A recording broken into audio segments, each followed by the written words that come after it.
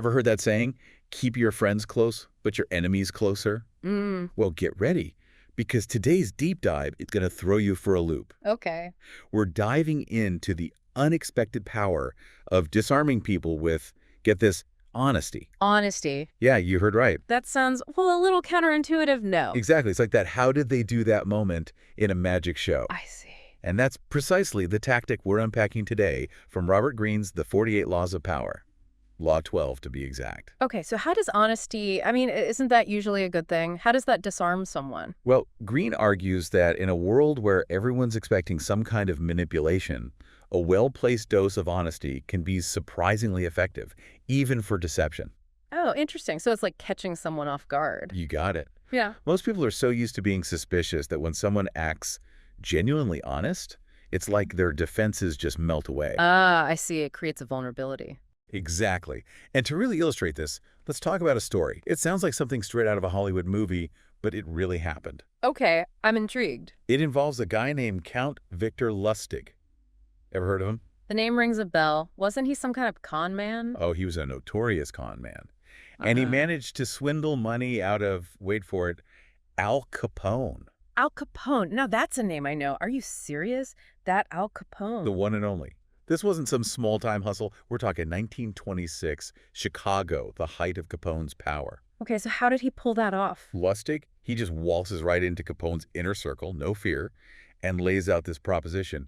Give me $50,000 and I'll double it in 60 days. Wow. That's a bold move, to say the least. You don't just walk up to Al Capone and make promises like that. Right. But here's the thing. Lustig, he understood that even someone as ruthless as Capone had vulnerabilities. Think about it. Capone was surrounded by distrust, probably betrayed more times than he could count. Yeah. He craved loyalty, honesty, even if he couldn't always find it. I see. It makes sense. So how did Lustig play on that? So Lustig takes the money, disappears for 2 months. Can you imagine what must have been going through Capone's mind? I bet he wasn't too happy about it. I mean, this is Al Capone we're talking about. But here's the twist. Lustig reappears, head hung low, and says, look, the deal went south. I'm so sorry we lost everything. He returns the original 50 grand, every penny. Wait, he returned the money? He did, But why? I don't get it. because he was playing a much deeper game. Think about it. Capone was expecting rage, threats, maybe worse. But instead, Lustig disarmed him with this unexpected act of honesty and remorse. Wow, that's pretty clever. So by giving the money back, he basically earned Capone's trust. Exactly. He created this illusion of honesty, of putting Capone back in control. And I'm guessing Capone fell for it. Hook, line, and sinker. In fact, he was so impressed by Lustig's supposed integrity that he gave him a $5,000 consolation prize. No way. He conned the biggest gangster of all time by pretending to be honest and losing money. It sounds crazy, right? But it just goes to show how powerful this tactic can be. So it's like that saying, it's easier to fool people than to convince them that they've been fooled. I got it. And there's actually a psychological principle at play here called cognitive dissonance. Cognitive dissonance. Yeah. Basically, our brains hate holding conflicting beliefs.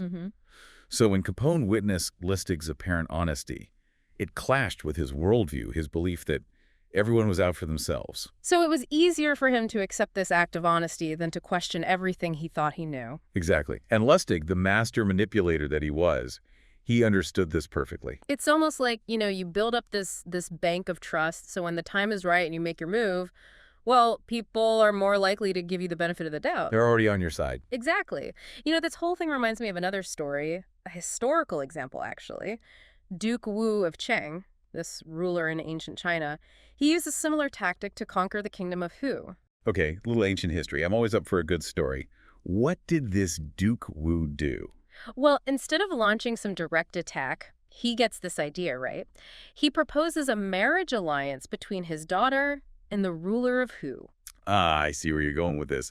A gesture of peace and goodwill, but under the surface. Exactly, a classic Trojan horse situation, but disguised as a wedding celebration. So how did he bring the honesty into it? Well, to further convince everyone he was this trustworthy ally, Duke Wu, he calls a meeting with his advisors, right?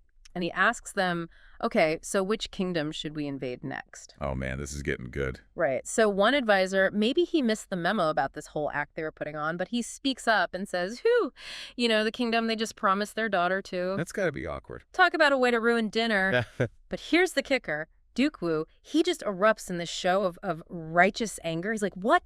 Who is like a sister state to us? How dare you even suggest that? And get this, he has the advisor executed right then and there. Whoa, that's a heck of a statement. Right. Talk about sending a message. Don't mess with the family, literaler. And of course, news of this very public execution, it gets back to the ruler of who? Who's already picturing a wedding and happily ever after with the Duke's daughter. Right. He completely buys it, thinks Duke Wu is a man of his word, someone who'd never betray him. And because of this elaborate performance, Duke Wu swoops in and takes over the kingdom of Hu. They didn't even see it coming. it's a classic example of, like you said, building that foundation of trust. Yeah. Even if it's built on, well, a bit of a lie. Right. Law 12 isn't just about, doing one nice thing. It's about building a whole persona, a narrative that lines up perfectly with what you want to achieve in the end. So it's like strategic storytelling, weaving in those acts of honesty and generosity to create this believable illusion, this alternate reality almost. Exactly. And this leads us to another really important part of disarming people, generosity. Yeah. Gifts. Whether it's something material or even just a gesture, they can be surprisingly powerful at lowering people's defenses. Right, because everyone loves a good gift. Right. Exactly. It's like Green says in the book, he says, people are so used to thinking about everything in terms of what's in it for me, gain and loss, that the idea of someone acting selflessly just completely throws them off. It's unexpected. Yeah. It makes you rethink things. Exactly. And think about it this way. When someone gives you a gift, it triggers something almost primal. It's like it appeals to that part of us, that inner child, that just feels this surge of happiness and gratitude, and it often overrides any suspicion or doubt we might have. It's like when someone surprises you with something thoughtful, you almost feel obligated to do something nice back, even if you don't even realize it. Exactly. It plays into our deep-seated desire for fairness and reciprocity. It's like you're saying thank you before you even know what you're thanking them for. Yeah. And this reminds me of another great historical example, this time involving a Roman general named Camillus. Have you heard of him? Can't say that I have. Tell me more. So Camillus, he was leading the siege of Philippi. And during the siege, this local school teacher, he sees an opportunity, thinks he can gain favor with the Romans. So he does something pretty awful. He hands over a group of Faliscan children, basically the sons and daughters of all these wealthy citizens, to Camillus. He's using these kids as bargaining chips. That was his thinking, yeah. He thought Camillus would take advantage of the situation, hold them hostage, or worse. So what happened? Did Camillus take the bait? He did not. In fact, he did something the teacher totally wasn't expecting. Instead of taking the kids hostage, he sends the teacher back to Felice, but not just sent back. He sends him back naked, hands tied, and get this, whipped by the very children he was trying to exploit. Wow. Talk about a power move, right? That's incredible. So instead of stooping to the level of this teacher, Camillus basically says, I'm not playing that game. Exactly. It Yeah. was this act of what we might even call radical generosity, this refusal to fight dirty that completely shifted the dynamic. The Faliscans must have been stunned. They were. They saw that Camillus was a man of integrity, someone who wouldn't exploit innocent children for his own gain. And you know what? It worked. It led to their surrender. It did. It was this incredible act of what they perceived as kindness, this unexpected moral high ground that ultimately won the day. So what you're saying is sometimes the best way to win isn't by being the toughest or the most cunning, but by being the most surprisingly decent. It sounds counterintuitive, right? Yeah. But sometimes that's exactly how it works. However, it's important to remember that these tactics, as powerful as they can be, they're not foolproof. There are times when this whole disarming with honesty thing can backfire and backfire badly. You mean, are you saying that even a master manipulator like our friend Count Lustig, that he didn't always get it right? He didn't, and his story is a perfect example of how this tactic can backfire in a big way. You see, Lustig, being the ever-ambitious con man he was, he set his sights on a very audacious target, the Eiffel Tower. Wait, are you serious? He tried to sell the Eiffel Tower, like the actual Eiffel Tower in Paris. The one and only. It was 1925, and the tower was in need of some repairs. Lustig, being the crafty guy he was, he poses as this high-ranking government official, starts spreading rumors that the city was thinking about selling it for scrap metal. Okay, So like a secret demolition to avoid public outcry. I can see how that would work. Exactly, a clever cover. Yeah, And of course, there's always someone looking to make a quick buck, right? So Lustig finds this scrap metal dealer who's eager for the deal of a lifetime. I bet. He probably thought he'd be set for life. Right. But here's where Lustig's usual tactic of disarming with honesty, well, it completely backfired. Really? They're finalizing the details, and the dealer starts getting cold feet. I wonder what made him suspicious. It seems like something about Lustig's demeanor just wasn't sitting right with him. Maybe a little too smooth, a little too overconfident, like when someone's lying is a little too obvious. So what did Lustig do? Did he double down on the honesty, reassure the guy? Nope, he does the opposite. Sensing the dealer's hesitation, Lustig leans in and starts complaining about his measly government salary. He's kidding, right. He's trying to sell the Eiffel Tower, and he's complaining about his paycheck. I know, it's almost too good to be true. But there's a method to his madness. He was subtly implying that a little incentive could, shall we say, grease the wheels a bit. So he basically asked for a bribe while trying to sell the Eiffel Tower. That's unbelievable. It sounds crazy, right? But it worked. The dealer, who was initially wary of this honest government official, was suddenly reassured by the bribe request.